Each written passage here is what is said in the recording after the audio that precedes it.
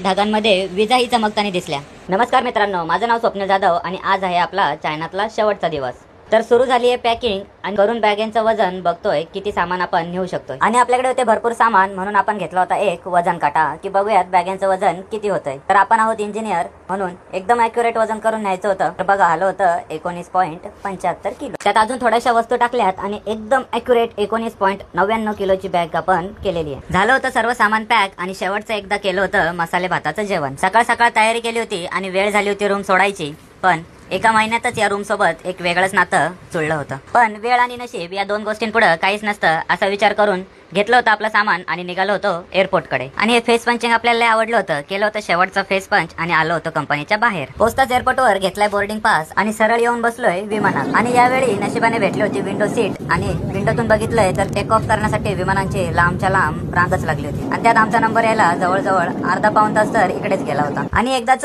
उडालं होतं विमान, गेलं होतं ढगांच्या वरती आणि झालो होतो आपण रवाना मुंबईच्या दिशेने।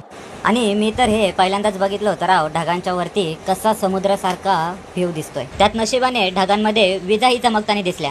थोडासा घाबरलो होतो पण बघायला तर मजा आली राव। आणि फायनली एकदाच पोहोचलो होतो आपल्या मुंबईमध्ये। पोहोचल्या नेहमीप्रमाणे लोकांनी केली होती थोडीशी गडबड आणि इथपर्यंत दिलीच आहे प्रवासात साथ। तर राहा ना सोबत, करा की राव फॉलो।